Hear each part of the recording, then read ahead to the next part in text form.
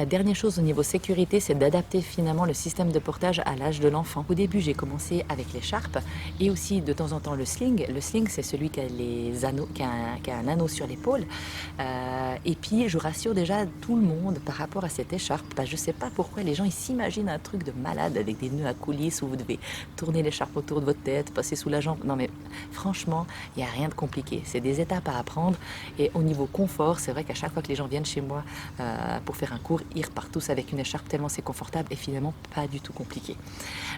Donc c'est vrai que j'ai commencé voilà, par l'écharpe, par le sling. Et plus l'enfant grandissait, plus j'ai changé de système de portage parce que dès qu'il commençait à vouloir monter, descendre du dos, eh ben, c'est clair que des fois ça devenait un petit peu moins pratique de mettre dans l'écharpe. Mais ça, c'était pas avant, par exemple, une année et demie. Donc c'est vrai qu'après, vous avez des autres systèmes tels les Mai Tai. Les Mai Tai, c'est celui qui ressemblerait plus à l'écharpe. C'est celui qui a un carré prédécoupé dans une écharpe avec une ceinture et puis des ficelles pour bretelles.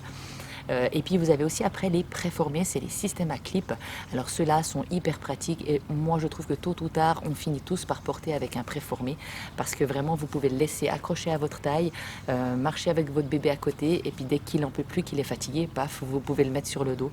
Donc c'est super pratique. Souvent j'entends les gens qui me disent justement qu'à une année ils arrêteront de porter leurs enfants parce que les enfants marcheront. Alors vous allez voir qu'à une année un enfant ça marche pas, ça fuit, ça c'est sûr, ça va en tout cas pas où vous voulez aller. Et ça s'arrête à chaque caillou, ça tape dans les gouilles.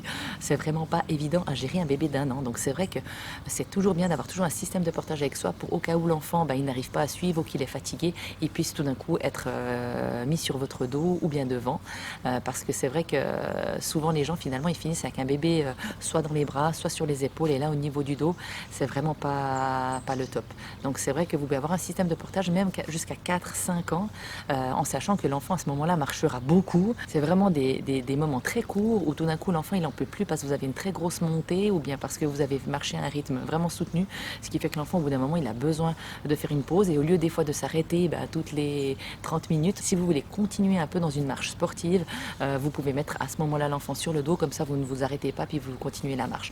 Il y a des systèmes de portage qui disent que c'est dès la naissance jusqu'à 15 kg, mais le 15 kg n'est pas vraiment représentatif ni finalement dès la naissance. Déjà tous les systèmes à clip comme je vous ai dit qui ont une poche préfaite, franchement il faudrait attendre 2 mois pour avoir un bébé qui soit bien dedans et qui se tasse pas.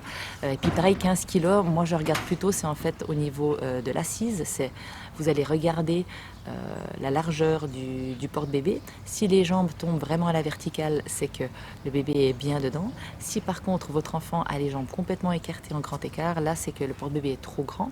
Et idem, si le porte-bébé arrive sous la cuisse, c'est là que le porte-bébé est trop petit.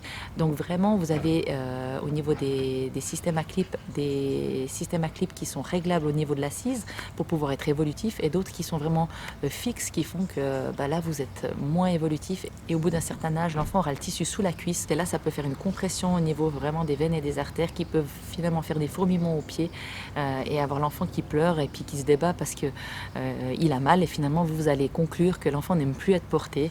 Typiquement aussi avec les enfants qui sont mis dans des porte-bébés trop grands pour eux et puis qui sont en grand écart, ils pleurent et là les parents ils disent il n'aime pas du tout être dans le système de portage et puis quand je vois je fais je pense plus c'est parce qu'il n'a pas encore la capacité de faire un grand écart, c'est pour ça qu'il pleure. Vraiment les systèmes de portage évoluent et souvent je dis c'est un peu comme vos sièges auto ou bien votre poussette, il y a toujours 3 stades, il y a le stade bébé, le stade moyen et le stade très grand. Le stade bébé, comme je vous ai dit avant, c'est écharpe et sling. Le stade moyen, c'est soit Mai Tai, soit préformé, soit on continue avec l'écharpe et le sling. Et puis la taille très grande, donc moi je dis toujours à peu près vers 2 ans et demi, 3 ans, souvent c'est presque que les préformés, donc les systèmes à clip.